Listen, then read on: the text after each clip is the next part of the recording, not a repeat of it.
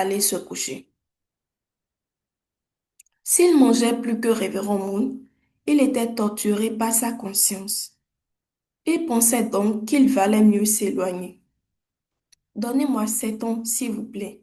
Je voudrais travailler. Mais il ajouta, s'il vous plaît, ne m'oubliez pas, car mon respect pour vous ne changera jamais. Cependant, il voulait vivre librement. Après 7 ou 8 ans dans l'église, il commença à penser à gagner de l'argent pour lui-même. Vous devez connaître ce genre de tentation. Lorsque vous regardez le monde, vous pourriez croire qu'il serait plus libre de vivre dans le monde déchu et d'adorer Satan, n'est-ce pas? Lutter contre Satan vous fait souffrir et alors vous pourriez préférer être libre, même sous la domination de Satan. C'est ainsi que Satan tente. Bien que Jésus n'eût rien, il surmonta la tentation en disant, vous devez adorer le Créateur. Vous possédez peut-être le monde, mais vous devez d'abord connaître Dieu. Sans maison ni terre, Jésus possédait pourtant une foi si forte qu'il ne fut pas vaincu. Après avoir surmonté les 3 grandes tentations, Jésus put restaurer la souveraineté. Les membres de l'Église de l'unification travaillent durement du matin au soir, vivant dans la pauvreté. Mais les gens du monde travaillent eux aussi très dur pour leur subsistance. Avec leur effort persévérant, ils montent en grade et deviennent directeurs, vice-présidents ou secrétaires généraux. Lorsque vous entendez que vos anciens camarades de classe obtiennent des positions sociales élevées, vous pensez, je n'ai rien, sauf ce vieux pull sale que je porte pour témoigner. L'un de mes camarades a déjà acheté une voiture et possède une télévision. Il doit vivre une vie merveilleuse. Ah, Jou, c'est la fin de la lecture. Apprécions ensemble la parole des vrais parents. Merci beaucoup, famille, pour votre attention. Nous allons sans plus tarder inviter notre papa Dagué Célestin pour son commentaire. Papa, vous avez la parole.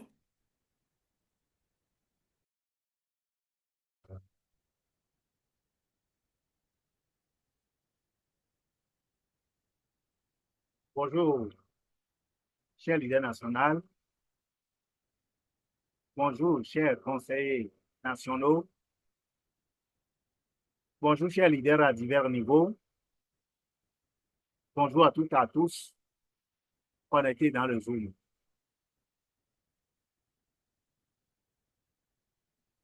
L'honneur me choisit encore ce jour de faire le commentaire sur ce texte que vous venez d'écouter. Je remercie beaucoup MC, la sœur, pour sa lecture brillante. Merci beaucoup. Donc, comme vous l'avez entendu, le titre du texte est En voyant le domaine de Satan. OK, quand vous avez écouté tout à l'heure la fille pour sa lecture, en résumé, il s'agit d'un membre de l'Église de l'unification, bien sûr. Donc, en contactant des gens du monde extérieur au travers du témoignage, on vint à désirer leur mode de vie. C'est-à-dire voir de temps en temps pour témoigner les gens. Mais il s'est fait qu'en retour, il a commencé par envier leur sort.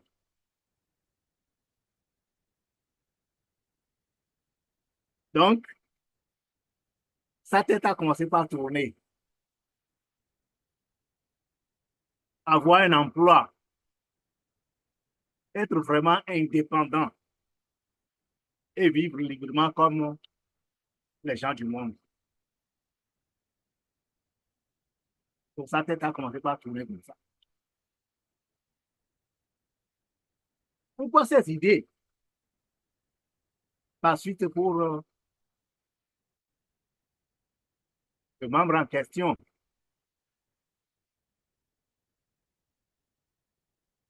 tel que nous avons compris le texte, ces membres qui est au sein de l'Église, qui vit à l'Église pendant des années, mais qui commence par ressentir des contraintes. Donc, pour lui, il a commencé par voir que tel qu'il est en train de vivre là, s'il continue, c'est comme il doit toujours obéir aux responsables d'église. Comme ça, il se voit qu'il n'y a pas de liberté ici. Il commence par voir que l'église le contrôle. Il dit même que, même s'il est fatigué, ou même tard dans la nuit, aux côtés du vrai Père, il n'y a pas question de sommeil.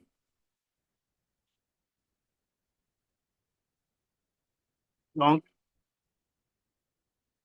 il dit que manger plus que le vrai Père, ta conscience est torturée. Donc voilà ces réflexions, ces pensées qui sont en train de lui venir. Et après tout ça là, il a compris que sa conscience devient un obstacle à sa liberté d'agir. Et finalement, il a voulu se libérer de la domination de l'Église. Il va vers le vrai Père pour réclamer qu'il va prendre 7 ans pour s'éloigner un peu. Mais, hey, il n'a pas oublié de dire quelque chose. Il dit quoi? Que même s'il s'éloigne là,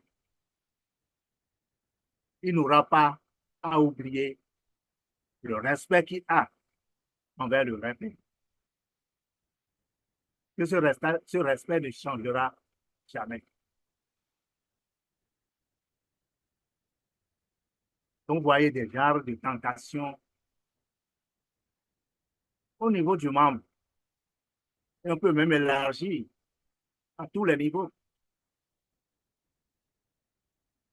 Donc, vivre librement, gagner de l'argent, monter en grade.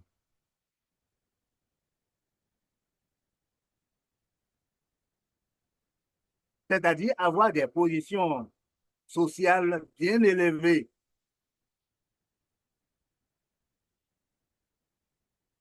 Donc, regardant le monde,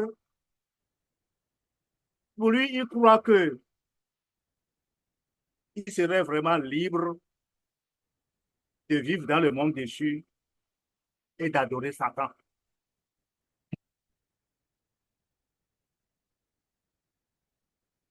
Mais Révérend Lee a dit quelque chose quand même, peut-être pour attirer son attention. Il dit quoi? Il précise que de bien comprendre, entre Jésus et les gens du monde, qui est libre,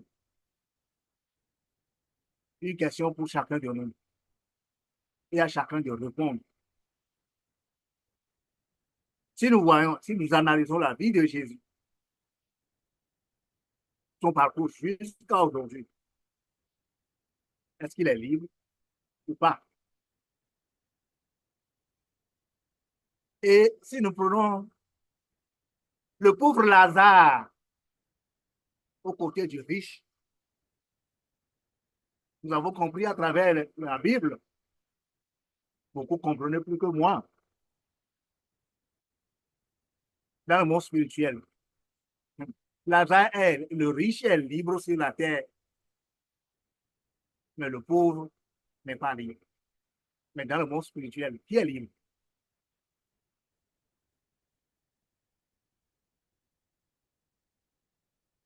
OK. Donc, il a aussi dit que sans maison ni terre, Jésus possédait pourtant une si forte foi qui ne fut pas vaincu par les tentations de Satan. Il n'a pas de maison, il n'a pas de terre. Mais sa force, quelles que soient les tentations de Satan, il a échoué. Jésus s'en est sorti vainqueur. Donc, après avoir surmonté les trois grandes tentations, Jésus a restauré sa souveraineté.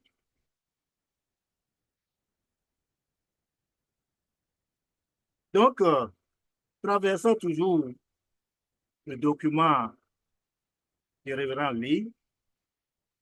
Vers la fin, le membre aussi a fait une étude comparative entre la vie des membres de l'Église de l'unification et celle des gens du monde.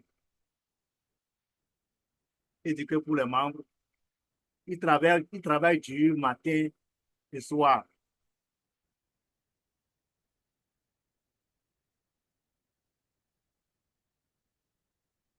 Et puis, ils vivent dans la pauvreté.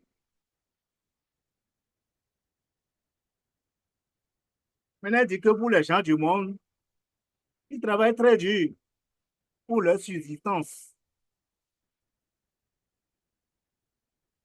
Ils font des efforts persévérants. Ils montent en grade, devenant des directeurs, des vice-présidents, des secrétaires généraux, ainsi de suite. Donc, suite à cette comparaison, il a aussi dit que pour ce qui concerne les membres, ils n'ont rien, sauf ce vieux poule sale qui porte pour témoigner. Et puis, il précise que l'un de ses camarades a déjà acheté une voiture qui possède une télévision. Donc, il doit vivre une vie merveilleuse. Donc, en analysant toutes ces choses, c'est vraiment une vie merveilleuse. Donc, voilà les pensées, les idées et les actes du membre en question dont il s'agit dans le texte. Le révérend lit dans le document a bien circoncis le sujet. Il a dit qu'il s'agit d'un membre de l'Église de l'unification. Mais de quel membre de l'unification s'agit-il?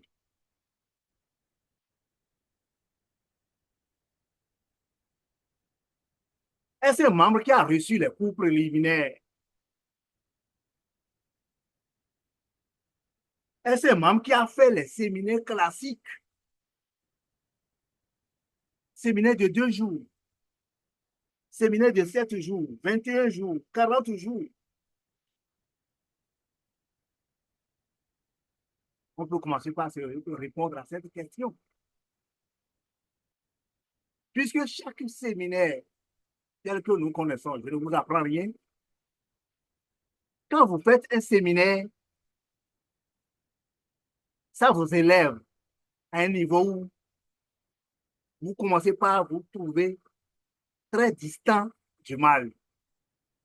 Séminaire 2 jours, par exemple, quand vous faites ça, vous commencez par vous séparer du mal avec cette idée biscornue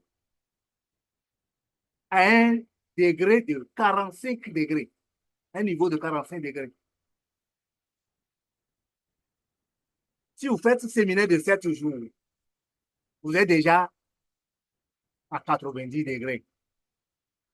Séminaire de 21 jours, ça vous ramène à 135 degrés. Et quand vous faites séminaire de 40 jours, 180 degrés. Ça veut dire que un membre qui fait vraiment ces séminaires, je dis bien vraiment ces séminaires de 2 jours, 7 jours, 21 jours et 40 jours, quand il se trouve à l'est, le mal, tout ça là, est à l'ouest, très loin de lui, très distant de lui. Lui n'a rien à voir avec ces idées-là.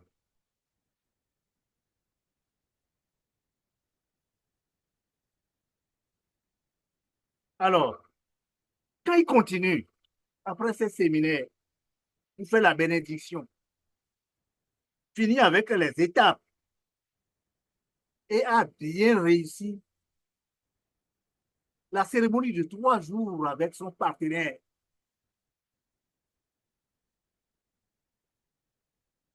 Vraiment, c'est un membre qui est enlevé totalement du péché originel.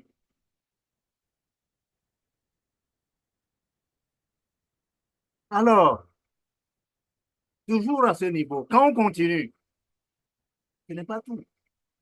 C'est vrai, je ne peux pas citer tout au cours de cette rencontre. Je vais m'arrêter sur le quatrième point seulement, qui est mener la vie de foi chaque jour.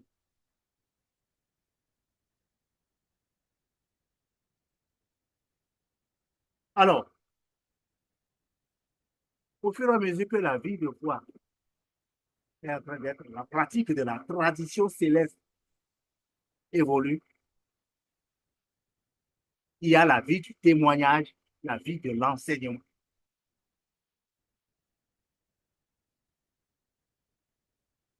Ce moment en question, est-ce qu'il a traversé vraiment ça étape? La réponse est non. La réponse est non. On peut voir ces documents et croire que c'est si facile que avec l'église de distillation là, rien ne marche, les familles bénies souffrent par-ci, par-là. Oui, comment tu es membre de l'église? Comment tu as traversé ce que je dis? Quelle vie est en train d'être menée pour voir le nombre de membres au Bénin? Combien sont au Fondoké maintenant? Combien participent au moins 3 fois par semaine? Au moins, je dis bien. Et de la tradition. Je ne veux pas tout citer.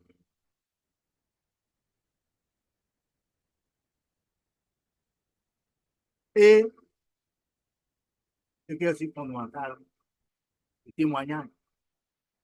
Je ne veux pas la dire. L'activité fondamentale pour chacun de nous.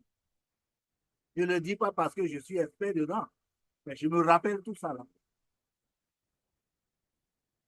On dit premièrement le témoignage, encore le témoignage et encore le témoignage. C'est-à-dire qu'on doit mener une vie de témoignage. Et aux côtés du témoignage, l'enseignement.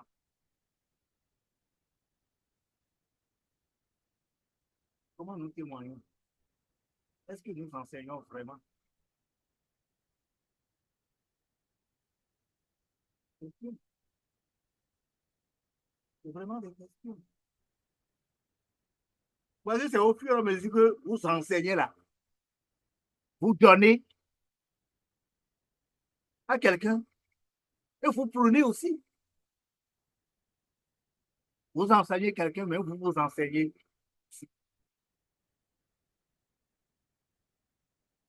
Est-ce que ce membre en question dont il parle, il a traversé ça? Au cours de son témoignage, comment il témoignait?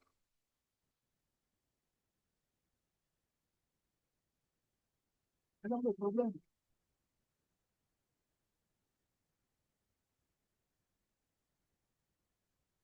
Alors, d'après tout ça là, est-ce que c'est vraiment un membre? Si je réfléchis, j'ai ces réflexions aussi. Est-ce qu'on peut me dire que je suis un membre?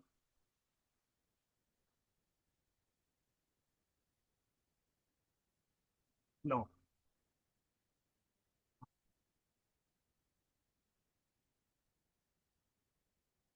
il faut vraiment beaucoup d'attention avec nos vies.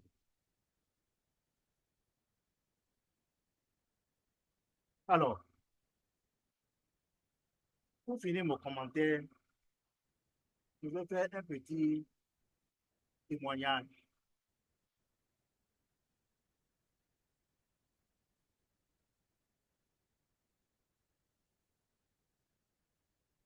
Je le dis toujours, je suis un membre déchu en voie de restauration.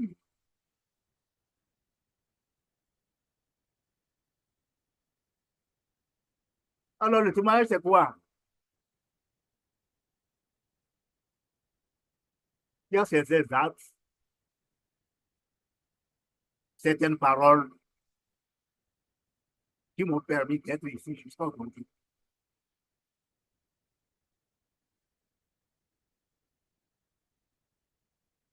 Ce que je vais dire, je pense que ce n'est pas un cas pour moi seul.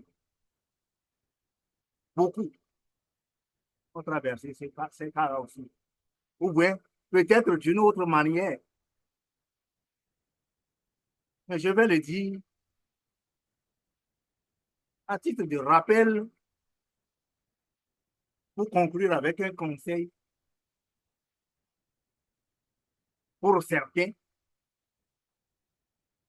et peut-être une connaissance pour savoir faire pour d'autres. J'ai commencé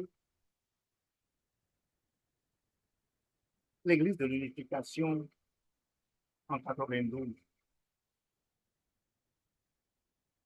Quand j'ai commencé,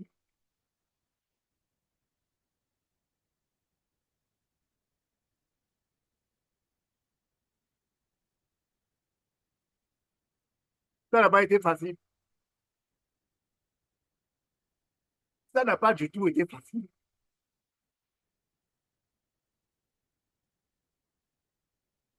Je suis quelqu'un, quand j'ai commencé, mes gens me connaissant, ils ont cherché à me voir. Ils ont cherché à me décourager. Voilà le verbe que je vais utiliser. Qu'est-ce qu'ils n'ont pas dit? Qu'est-ce qu'on n'a pas voulu de moi? Mais il faut tenir. Je me suis donné une phrase.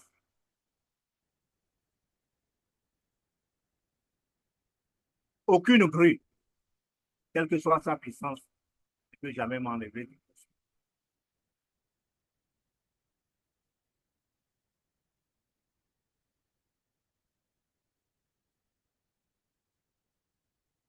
On m'a posé beaucoup de questions.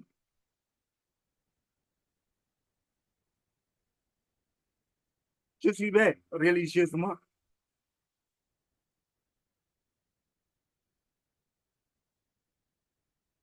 Et pour conclure,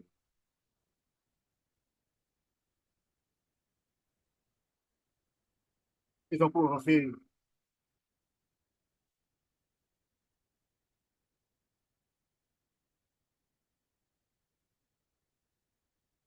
ils ont prononcé une phrase qui va m'abattre totalement. Comment ils me connaissaient? Je suis quelqu'un, quand je tiens à quelque chose là, non, je ne relâche pas. Quel que soit ce qui se passe, ça me dit. Si j'ai dit je dois évoluer, j'évolue. On me connaît comme ça. Ah, on a appris que je laissais rentrer dans l'église. Me connaissant que que je tiens beaucoup, ils ont cherché à me décourager. Ils ont dit beaucoup de choses. Et ils ont fini par comprendre que si je continuais à être dedans, parce que c'est comme je suis le premier élément chaud, qui doit continuer. Parce qu'ils savent que si je suis dans quelque chose, non, je ne m'arrête pas. Donc, il faut me décourager pour comme ça fermer la voie aux autres qui vont venir. Et on conclut la phrase en disant quoi? Si je continue 7 mois, je vais mourir.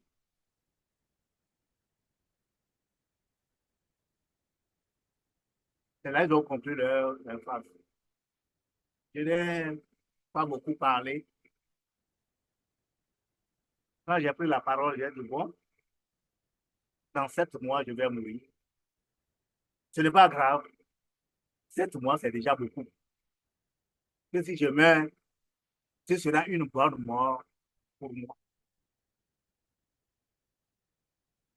Et que si je meurs, de bien noter, le jour de mon enterrement, il n'ont qu'à rester bras croisés. C'est dans l'église que je serai enterré.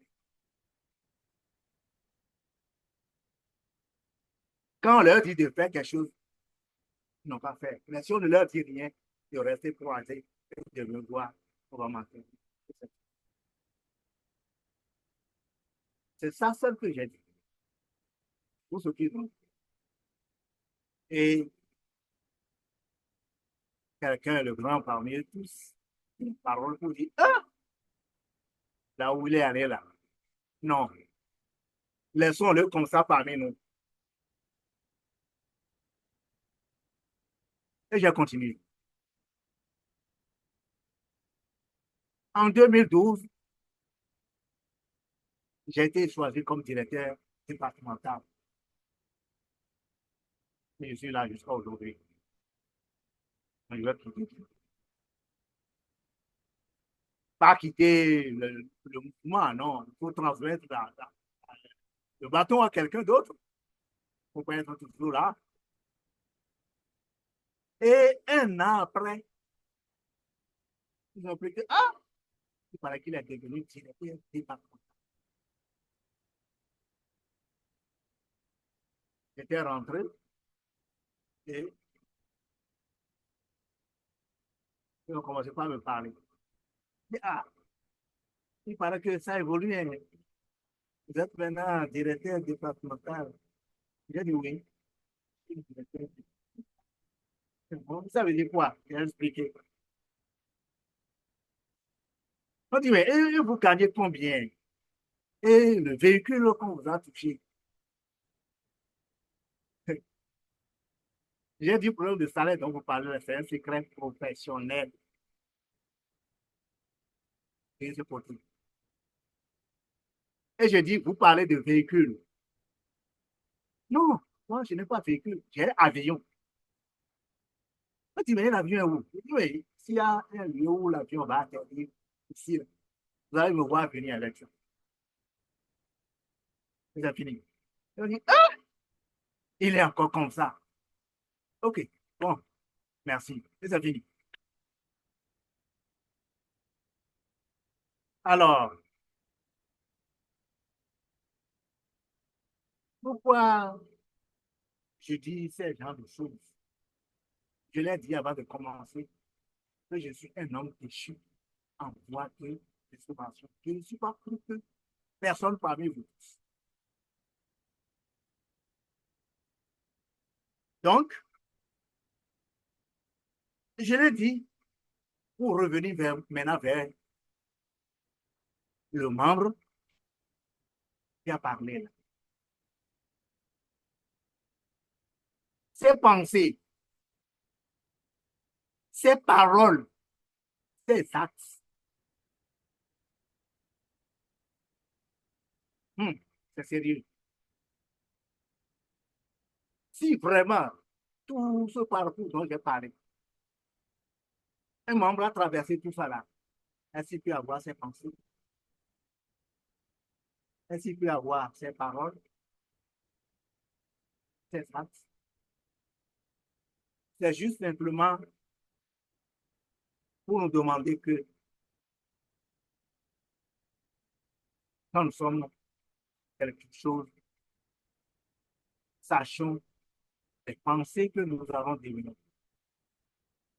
les paroles que nous avons prononcées et les actes que nous avons. C'est d'eux dont je viens de parler. Ça là m'ont libéré. Si bien que on a dit que on me laisse comme ça dans la famille. C'est comme si je suis quelqu'un bon, il faut le prendre comme ça seulement. Mais laissez-vous dire comment ça évolue jusqu'à aujourd'hui. Donc, je le dis, c'est pour que, en tant que membre que nous sommes, il y a certaines paroles que nous ne devons pas prononcer. Il y a certains actes que nous ne devons pas poser. Mais quand ça vient des gens penser, il faut chercher à dissiper ça. Il faut chercher à dissiper. C'est savoir dissiper les pensées qui vont vers le côté du mal. C'est ça le propre.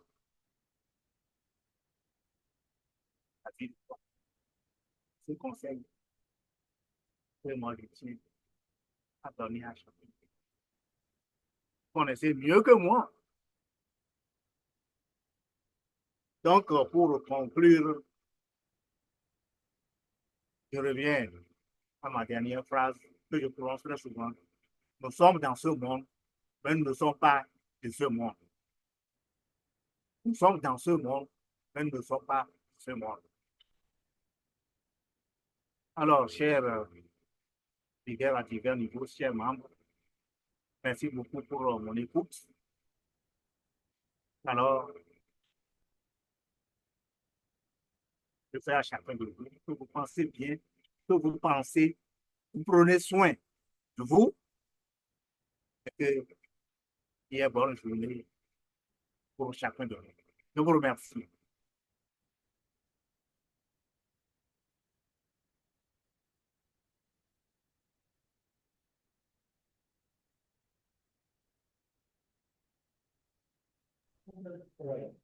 Merci beaucoup.